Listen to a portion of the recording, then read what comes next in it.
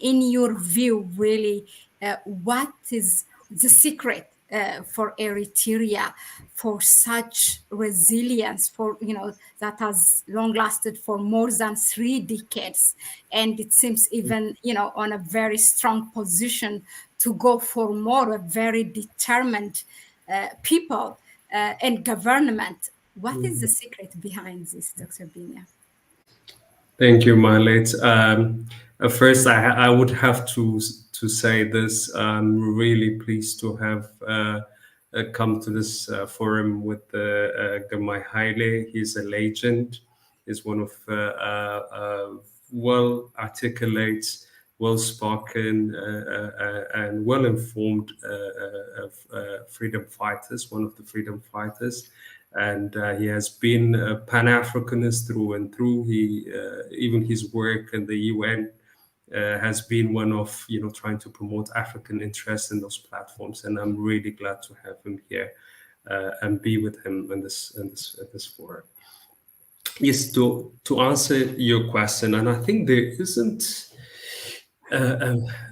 one thing you would call a secret, but it is a process. Yeah, it took 80 years for this to be formed. Yeah, with a lot of mistakes that are being made. Now you spoke about the religious divisions, and of course Eritrea had to go through that period under the British military administration.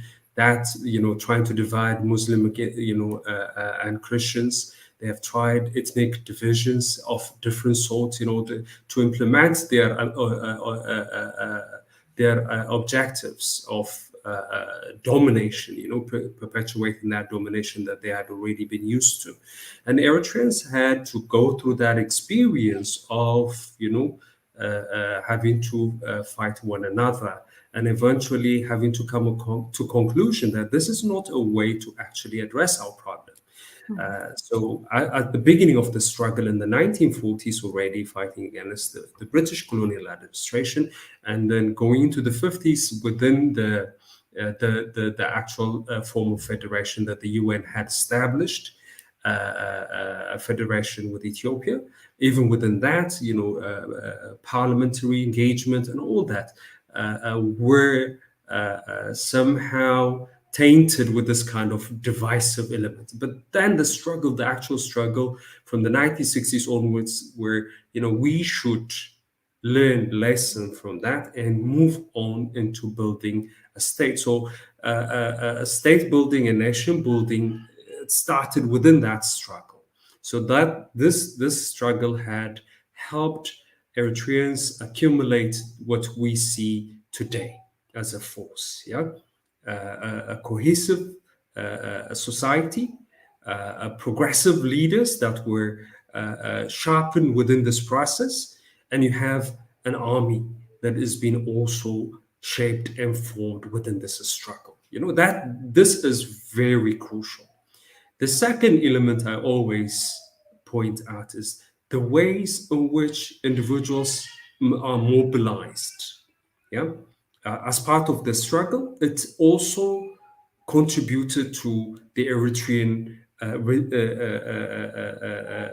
we see today, a resilient, well-organized, committed citizens.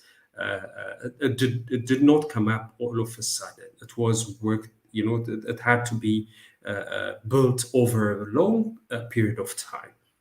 So that historical process. And the third element is that we call it Girdley. Girdley, what it did was it appropriated what is relevant of the, from the society, from the culture, solidarity, support structures, and the kind of social capital that already existed. It used that, immobilized it effectively, and what had to be discarded also had to be discarded. So whenever we say our culture, all elements are not that great. All elements are not that good. But then there are strengths in it. Yeah. So the strengths, you appropriate them, you build on them. Yeah. And those you consider to be irrelevant also must be checked out. So building that solidarity was very important. Using that as a social capital to build the nation was very important. And that's why now you see many Eritreans, wherever they are, they just jump in. We need to contribute. We need to do this. And all these festivals you see, people contribute out of their pockets. Many think that the embassy is contributing to it. No, it is actually individuals. They chip in. Yeah, let's do it. And then coordinated themselves, and that's how they have this kind of events wherever you go. Maybe, I mean, some facilitation might happen from the embassies, but generally it is the individuals that are taking those initiatives. And this is, what I call the essence of being a citizen. Yeah, you take part in it. And it's not just in this, but it's also in all sorts of other projects as well. The people are contributing, willing to contribute, and ultimately also paying the necessary sacrifice in order to build these nations. I wouldn't say everybody is into it, but then the majority had bought into this idea, and it was cultivated over a longer period of time. And that's why Girmay pointed out to you, it is an intergenerational one. So you would see the generations in the 1940s, and then the generation in the 1950s, the 60s, the 70s, so it goes on. Now you have the generations in the 90s. My generation probably were in between, but then the subsequent generation has also picked it up with Warsai, and then now the younger generations. So it is intergenerational. Both the struggle, the hardship has taught us so much. But also it had to be worked on as well. Yeah, the leaders were not created in overnight. They were created through a long process of having to cultivate them, learning from experience. And many of the leaders that I know in Eritrea, they still are in that period of the 70s and the 80s, and working within that modality. And I know many African leaders who were that progressive are no longer,